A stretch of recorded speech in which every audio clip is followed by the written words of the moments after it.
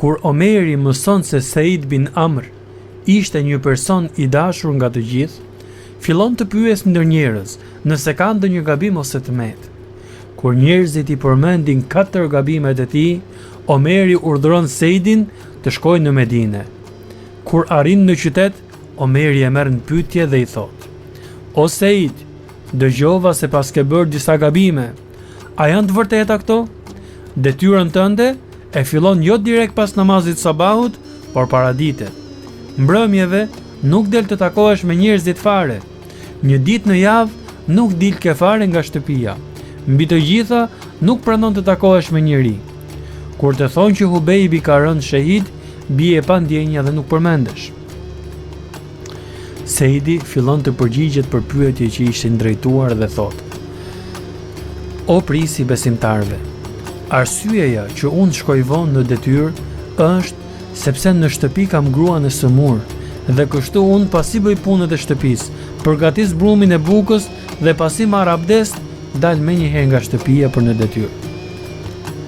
Arsyeja e cila nuk takohem me njerëzit natën është sepse unë gjatë gjithë ditës merrem me punët dhe shërbimet e njerëzve, ndërsa natën e ndaj për adhurim ndaj Allahut.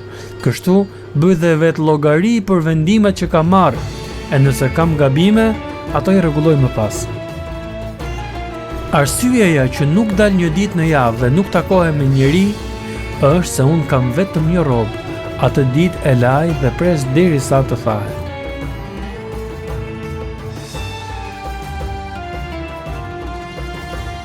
Arsyeja e humbjes së ndjenjave kur kujtoj rënjen dëshmor të Hubejb bin Adijit është sepse kam qenë prezent në momentin kur ai është varur nga mushrikët.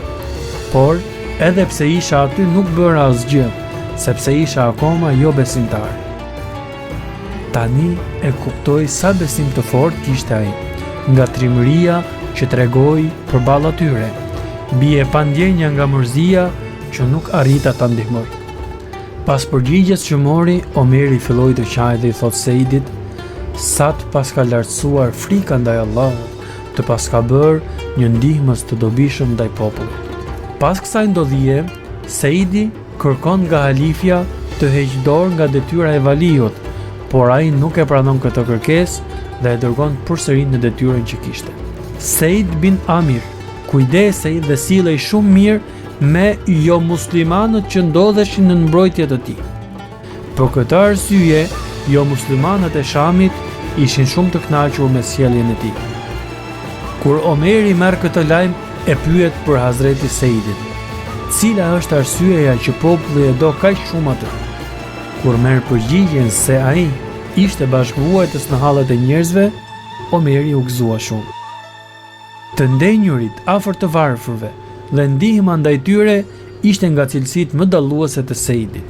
Ai i donte të varfrit më shumë se vetja. Këtë e tregonte kur çdo gjë që kishte ja shpërndante atyre dhe për vete nuk mbante asgjë tjetër përveç nevojave që kishte. Kur e pyesnin se cila ishte arsyeja e kësaj bujarie, ai përgjigjej gjithmonë duke përmendur një hadith profetit alayhis salam ku thotë: "Të falësh diçka do të thotë t'i japësh diçka pa të kërkuar. Nëse të kërkohet, ajo nuk quhet më adhurim, por përgjigje ndaj kërkesës."